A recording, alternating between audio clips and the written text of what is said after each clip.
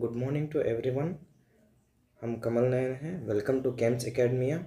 आज से हम लोग अपना टॉपिक शुरू करने जा रहे हैं। आज का टॉपिक रहेगा ओरिजिन ऑफ अर्थ। शुरू करने के पहले मैं कुछ बातें बता दूं।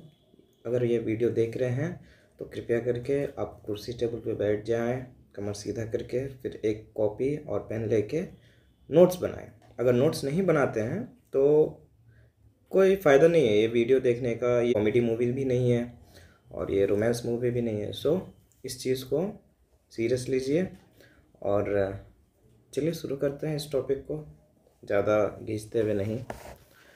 और origin of earth in general इस यूजीसी नेट के एग्ज़ाम में अभी तक तो पूछा नहीं है, पर हम लोग ये टॉपिक इसलिए डिस्कस कर रहे हैं।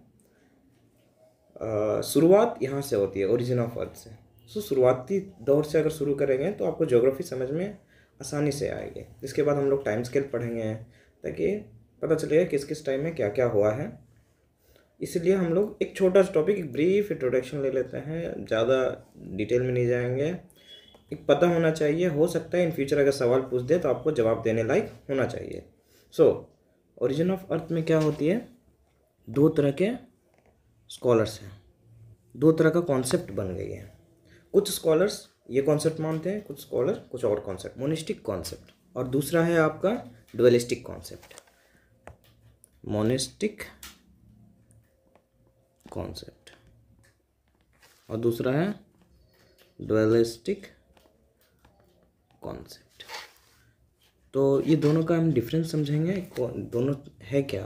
कुछ जोग्राफर्स या रिसर्चर्स मानते थे मोनिस्टिक कॉन्सेप्ट में कि एक स्टार होगी और उस एक स्टार से प्लैनेट्स डेवलप होंगे। जो भी हाइपोथेसिस इस चीज़ को प्रूव करती है वो सारे अंडर आ जाते हैं मोनिस्टिक कॉन्सेप्ट्स में। और दूसरे जोग्राफर्स या दूसरे रिसर्चर्स जो भी ये मानते थे कि दो स्टार से प्लैनेट्स की उत्पत्ति हुई है। दो स्टार से कैसे हुई है, मान लीजिए ये एक स्टार है और दूसरा स्टार नज़दीक होके गुजर के चली गई, कुछ पोर्शन वो एक्सट्रैक्ट कर लिया अपना ग्रेविटेशनल फोर्स के कारण। तो इससे क्या हुआ, अगर ये ऐसे पास कर गए, कुछ पोर्शन बाहर निकल गए और यही पोर्शन जो है प्लैनेट्स में बदल गए। इस थ्योरी को जो मानने वाले जोग्राफर्स है उसके बेसिस पे जो भी हाइपोथेसिस निकला है वो डुअलिस्टिक कॉन्सेप्ट में आ जाती है। और ये इसलिए भी इससे ज़्यादा क्वेश्चन नहीं पूछा जाता है क्योंकि ये हाइपोथेसिस है, अभी भी ये हाइपोथेसिस है, थ्योरी में कन्वर्ट नहीं हुई है। ठीक है, हाइपोथेसिस जो होता है थ्योरी के पहले वाला चीज़ होता है। हाइपोथेसिस है, कोई ये नहीं कह रहा है सटीक ऐसा ही हुआ होगा, ये गारंटी नहीं है।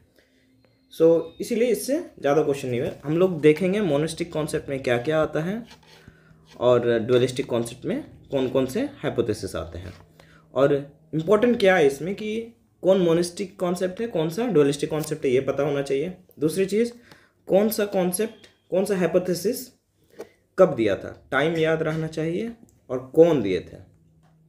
ठीक है, नेम, ये दो चीज़ याद रहना चाहिए। टाइम इसलिए याद रहना चाहिए क्योंकि यूजीसी में नेट में ये प्रिवलेंट हो गया है कि इस तरह क्वेश्चन ज़्यादा पूछने लगे हैं कि अरेंज कीजिए असेंडिंग ऑर्डर में या डिसेंडिंग ऑर्डर में। ठीक है, तब तो आप फंस जाएंगे। इसीलिए हमेशा डेट या मंथ या ईयर खास करके याद रखा कीजिए, टाइमिंग से याद रखिए, और नेम याद रखिए, थ्योरी किसने दिया था। बस इतना से काफ़ी है इस चैप्टर के लिए, ओरिजिन ऑफ थ्योरी। देखिए, पहला हम लोग डिस्कस किए थे मोनिस्टिक कॉन्सेप्ट।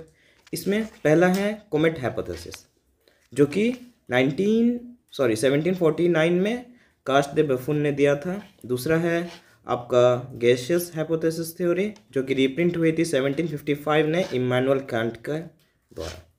ठीक है, फिर नेबुलर थ्योरी, ये भी बहुत इंपॉर्टेंट थ्योरी हाइपोथेसिस है, 1796 में आई थी, किसके द्वारा, लैप्लेस के द्वारा।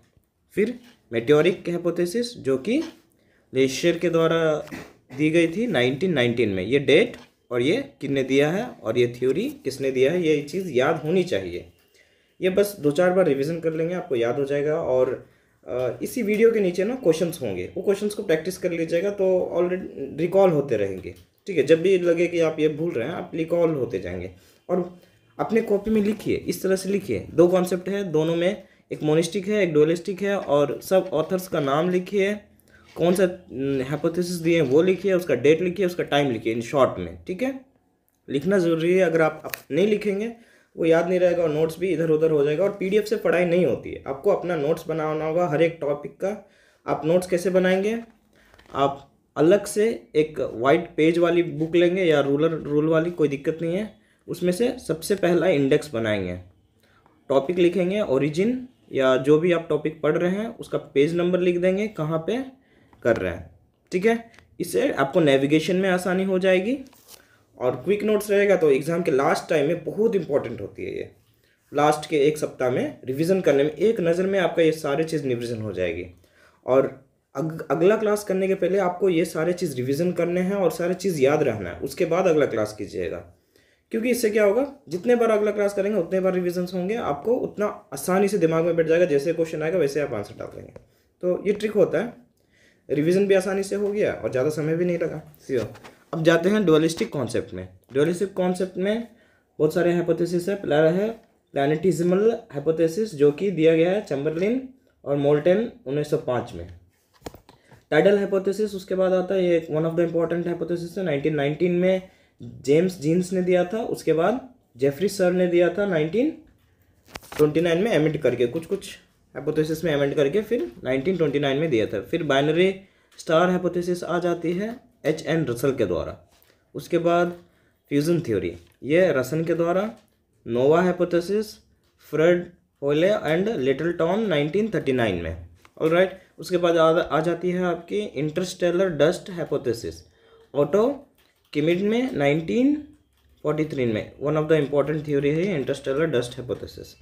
और मॉडर्न ज़माने में, आज के ज़माने में सबसे ज़्यादा एक्सेप्टेबल थ्योरी कोई भी है, हाइपोथेसिस कोई है, तो वो है बिग बैंग थ्योरी, ठीक है।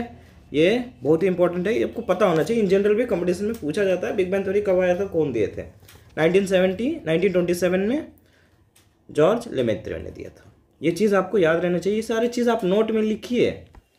और बस आज का सेशन शॉर्ट है और इसी तरह सभी सेशन शॉर्ट रहेंगे, क्रिप्स रहेंगे और क्वेश्चंस मतलब जिस तरह से पूछे जाते थे उस पैटर्न में हम लोग पढ़ेंगे। अब ज़रूरी नहीं है कि हम लोग सारे हाइपोथेसिस पढ़े नेट जेआरएफ के लिए, क्योंकि आज तक कभी पूछा ही नहीं है। क्यों हम लोग डिटेल में जाएंगे अननेसेसरली। अगर पूछा भी होता, एक बार भी इतने सारे सालों में पूछा होता तो मैं डिटेल में एनालिसिस कर देता। क्यों दिमाग पे अननेसेसरली ओवर कंटेंट करना, ये बहुत ही गलत बात है।